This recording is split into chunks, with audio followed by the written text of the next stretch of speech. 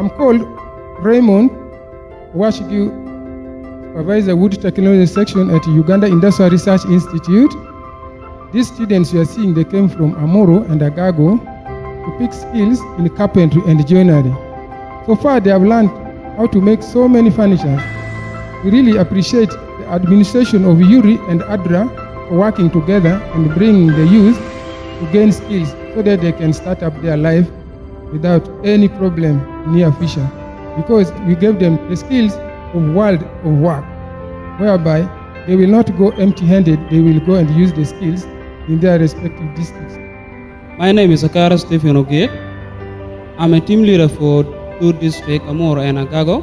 We want to appreciate the ADRA team for helping us come and learn about carpentry and joinery.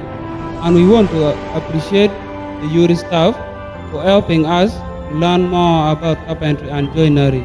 We learn many different things. We learn how to make bed, we learn how to make chair, we learn how to make tables, we learn about safety. If we are in the workshop, how we should have to take care of some of other machines we have been working with. Inying luano mon Joseph, ake Agago district, atong ton council. Per la tiana chiel mado pudo come gumber gumedo la inu tiene pa jomi ADRA. Kwanya ke la kampara ganja kwan teaching school me luano yore. Wa ngeo jo maduong madire ma ga dog gang. We are telling Malak in Lurema, very charity and Palolina, piano chana da biti with Kamaka Pantry. New Gorja, Madua, Gorga Tana, Nuna, Gur Malo, Gur Com, Gur Days, Wagda Gorja, Madua, Tamu, Koidani, and you. For a matter, Rubam made a Jomia drag, boom, Rubam Becomelo Pun me your boom, Valeo Gumba, your weighing Maget to your guy. And Kilonia, okay, my call, Oko, Anaka Moro, district. Kelakan, you ma para chel, Mano Bertiana ma chel mi bino Kampala, UIRI, Kelaka Ponyeti Bow, Mam Kubetichana ma logo eni, if one pedue Rio, taking age, pay now on the Rema Temona, Timothy Bow, your name Mate Doc, the doc, no acquire for Timothy, Roma were one a locker, very kitchen a chia.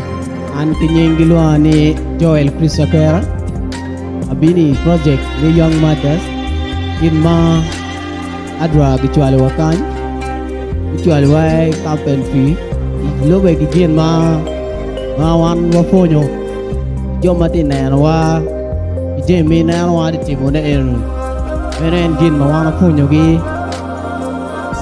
Kampala kan UIRI ana do ko fojbo jo mi ADRA Michelo koa olo ge wa wana ngiyo gimo yan kani wano beri chalo bodo kwija je ma command wan bog bingeyo batwala ana tamuni afoyo inyengi luani robank ene sande aga moro bino waka en konyo mo ta dada yan ke kwanyo ge te kare muno ko watika bala agi kelwa olo to watigi Jemi ma oro to waramo temone me konya nyimwa mapeka dada lawa ngeo kiriberi idano akiru mera wakwo kwede wangeo yobo jemi migen beru akaburu je mogo apol mera afoi